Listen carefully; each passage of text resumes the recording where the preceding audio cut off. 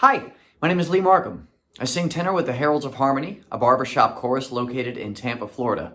And since we're all under quarantine right now, I thought now would be a great time to chat with some of my fellow Heralds, find out how they got involved with barbershop, and why it's great to be a Herald. Enjoy. The man, the myth, the legend himself, Roger Ross. How are you, sir? Good. How you doing, bud? I'm good. I'm good. Just living the life. Of course. So for those watching that don't know who Roger Ross is, I don't know why you wouldn't at this point, but just to give you a little taste, he is a tenor section leader for the Heralds of Harmony. And Yay! I've heard you've sung with a couple gold medal winning quartets. Would we know any of That's those? what I've heard as well. Yeah. Which Yes. ones would those be? Yeah, well, that would be like a long time ago. 1992 Keepsake International Champs with Joe, Tony, and Don. And then more recently in 17 Main Street. Main with Street, Tony, yes. Myron, and Mike. Yeah. Of course. And many people know you from those quartets and everything, but where does barbershop start for you? I was about 10 years old, and I'll be 61 this coming July, so long time ago as well. But my dad brought me to my first chapter meeting in Terre Haute, Indiana, and it's never stopped since, I guess. So I actually had a great barbershop life with my dad and my younger brother Rusty, sang in barbershop from a young age on. And so my dad and I sang in quartets together and choruses together. It was just an amazing barbershop life. Yeah. And then when did you join the Heralds? I actually directed the Heralds back in '05 for about a year or so, and directed them in the Salt Lake City convention in 2005.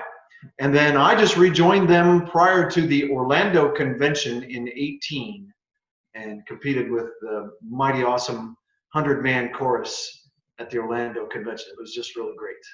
That's awesome. And recently I got to see you direct one of our songs that we've been working on. Nightingale sang in Barclay Square. And I had been with you previously because I actually met you. I was in a quartet in Orlando when I was living there at the time. And one of the guys in the quartet said, "Hey, I think we're at a point where we can get some coaching. I get in contact with Roger Ross." And I was like, I don't think we're quite at that level yet to bring him in. He's like, "Yeah, come on, let's do it." I can help anybody, Lee. Yeah, well, and you did. And we had a great rehearsal. And that's when you first started talking to me about the Heralds.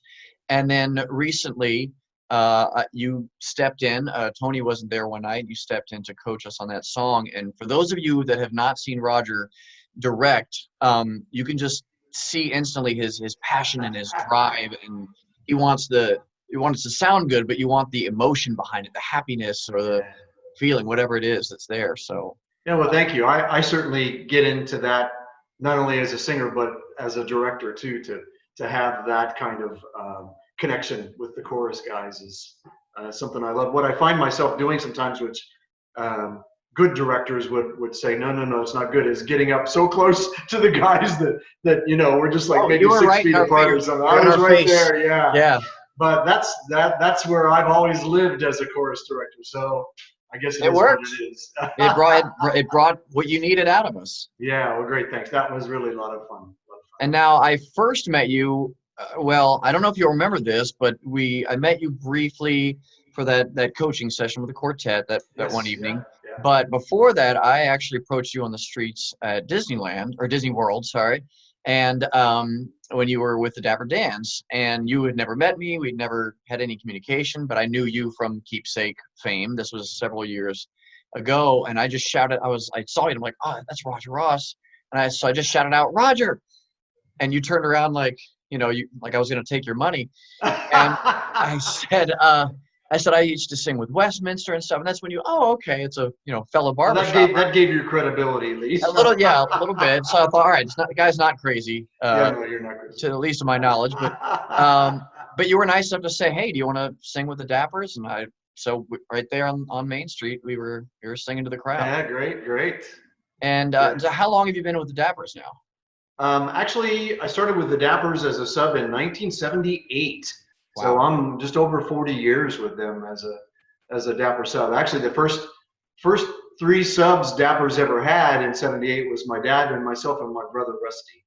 So I've just been fortunate that I've been able to stick with it, and they've wanted me to be there, and it's just a wonderful, wonderful part of my life. Yeah, I love it. And how has singing with the Dappers influenced your singing with the Heralds and vice versa?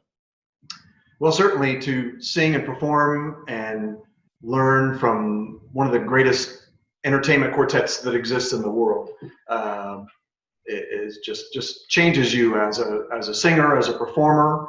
And then in barbershopping, I think it's just collectively all the experience that I've gathered through quartetting, through chorus performing and directing, and all the coaches I've learned from and that sort of thing. You kind of develop your skill set and use that.